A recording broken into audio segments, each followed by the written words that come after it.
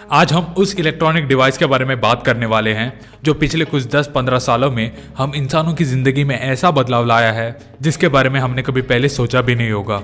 मुझे आज भी याद है, अगर पहले मुझे एक एसटीडी कॉल लगाना होता तो पहले एक टेलीफोन बूथ में जाकर लाइन लगानी पड़ती थी और उस लिमिटेड टाइम में घर वालों से बात करने मिलता था। और जब ये भी महंगा हुआ करता था तब घर वाले खत लिखा करते थे और तभी स्टैम्प कलेक्शन एक हॉबी सी बन गई थी।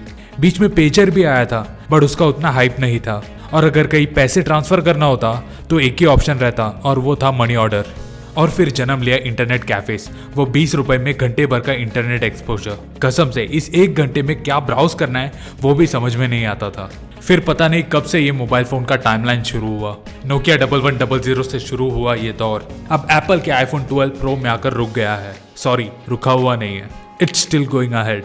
हम में से किसी ने इस बदलाव पे ध्यान नहीं दिया होगा बट इस टाइमलाइन में टेक्नोलॉजिकल एडवांसमेंट ने ऐसा ग्राफ पकड़ा था जिसके बारे में हमने कभी सोचा ही नहीं था, क्योंकि उस वक्त से शुरू हो चुका था the reign of multipurpose smartphones, जिसने ये phone booth, letter, pager, money order, internet cafe सबको अपने 6 इंच के बॉडी में समा लिया, जिसने जन्म दिया था एंड्रॉयड और iOS जैसे ऑपरेटिंग सिस्टम्स को, अलग अलग एप्लीकेशंस को, यहाँ तक कि इंटरनेट को खींचकर हमारी मुट्ठी में लाकर रख दिया। जरा हम थोड़े ये स्मार्टफोन के हिस्ट्री में झांकते हैं तो हमें ये पता चलता है दुनिया का सबसे पहला स्मार्टफोन बनाया गया था 1994 में बाय IBM, जिसका नाम था साइमन। ये वो पहला स्मार्टफोन था जिसमें features like built in calculator, sketch pad and email function करता था। और आज हम जिस स्मार्टफोन्स को यूज कर रहे हैं उसमें हम क्या कुछ नहीं कर सकते। Phone calls, text, pictures, videos, browsing internet, display of weather and temperature, face detection, virtual assistants like Siri, Google, Cortana. ये तो बस एक नेवर एंडिंग लिस्ट है।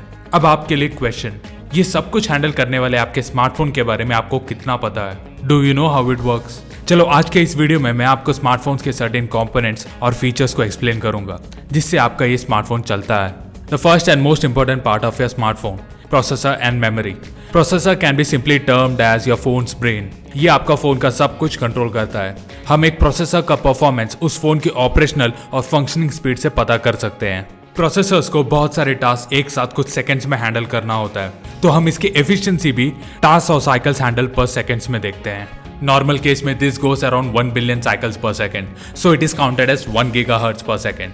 और मैं भी सजेस्ट करूंगा आप अपना फोन 1 गीगाहर्ट्ज से ऊपर का ही ले, वरना आपका फोन उतना हैवी ऑपरेशन सहन नहीं कर पाएगा। इन प्रोसेसर्स के हेल्प के लिए और एक चीज काम करती है आपके स्मार्टफोन में और वो है मेमोरी। मेमोरीज में भी टाइप्स होती है, रैंडम एक्सेस मेमोरी या RAM, cache memory, hard storage और अभी का लेटेस्ट इनोवेशन क्लाउड स्टोरेज। आपको मेमोरीज के बारे में तो पता ही होगा, तो मैं इसके बारे में डिटेल में बताकर आपको बोर नहीं करूंगा। चलो आगे बढ़ते हैं। Now the second most important thing in your smartphone is your operating system.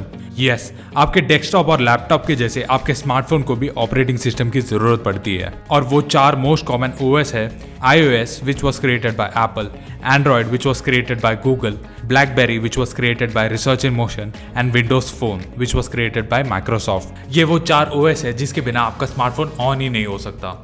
अब आपके मन में क्वेश्चंस रहेंगे इस OS को लेके, लाइक क्या मैं स्मार्टफोन का ऑपरेटिंग सिस्टम चेंज कर सकता हूँ? तो मेरा आंसर है नहीं। You can not change the OS of a smartphone. Like iOS के फोन को तुम एंड्रॉइड में नहीं कन्वर्ट कर सकते, बट आप अपने OS के वर्जन को जरूर अपडेट कर सकते हो to a better higher version.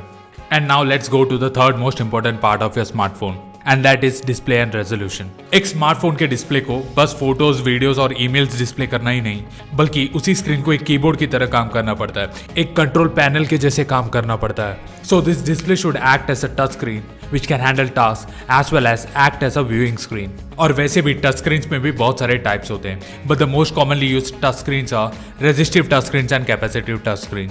अब हमने डिस्प्ले के बारे में बात कर ही ली है तो हम ये भी जान लेते हैं कि स्क्रीन रेजोल्यूशन क्या होता है। जस्ट इमेजिन हमारे स्मार्टफोन्स के डिस्प्ले बहुत सारे टाइनी लाइटनिंग डॉट्स से बने हैं और जितना ज्यादा डॉट्स उतना ही क्लियर और शार्पर डिस्प्ले। इन डॉट्स को हम टेक्निकल टर्म्स में पिक्सल कहते हैं और आपके स्मार्टफोन डिस्प्ले में जितना ज्यादा पिक्सल्स उतना ही अच्छा स्क्रीन रेजोल्यूशन। अब इसमें भी बहुत सारे एडवांस टेक्नोलॉजीज आ चुके हैं जैसे कि 4K resolution, 8K resolution, MOLED display और भी ऐसे बहुत कुछ। चलो ये हो गई बात डिस्प्ले और रेजोल्यूशन की।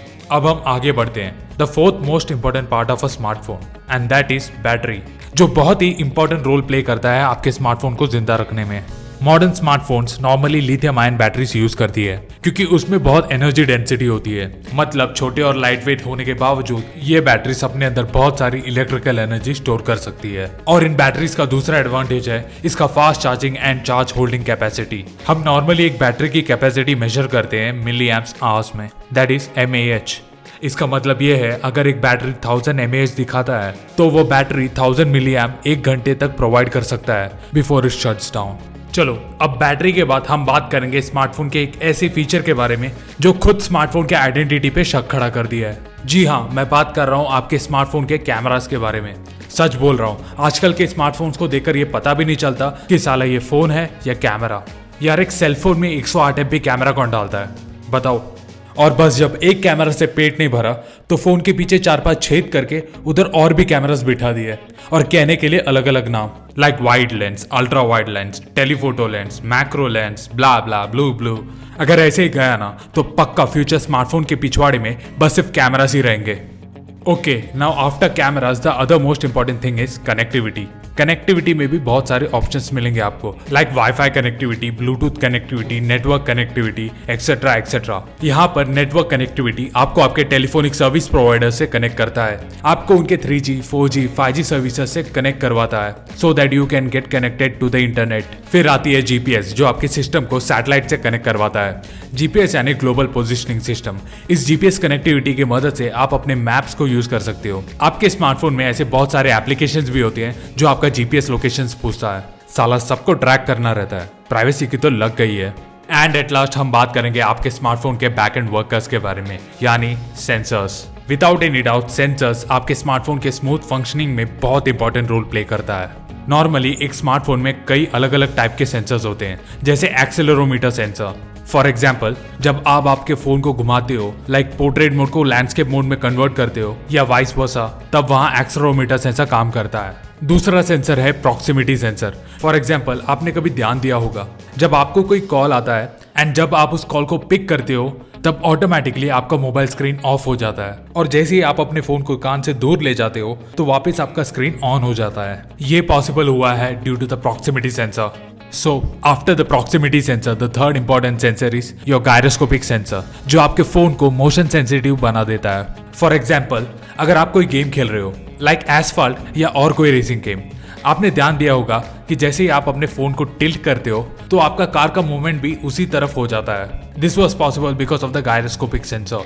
And now we will talk about the last but the most important sensor, and that is the biometric sensor, जो कि आपका फोन का सबसे इंपॉर्टेंट सेंसर है क्योंकि इसी सेंसर की वजह से आपका फोन सिक्योर रहता है। और इसका एग्जांपल तो आप सबको पता ही है, द फिंगरप्रिंट सेंसर। तो इन सभी फीचर्स और कंपोनेंट्स के एक साथ स्ट्रक्चर्ड वे में फंक्शन करने पर काम करता है आपका स्मार्टफोन। तो कैसा लगा आपको मेरा ये ओवरव्यू? कभी आपने ये सोचने का कष्ट किया था कि आपके हाथ में रखा हुआ ये 6 इंच का इलेक्ट्रॉनिक बॉक्स काम कैसा करता है? आई होप मैंने आपका ये डाउट को क्लियर कर दिया हो। So until I meet you next time with more curious content from science and technology, bye from Tech Baba.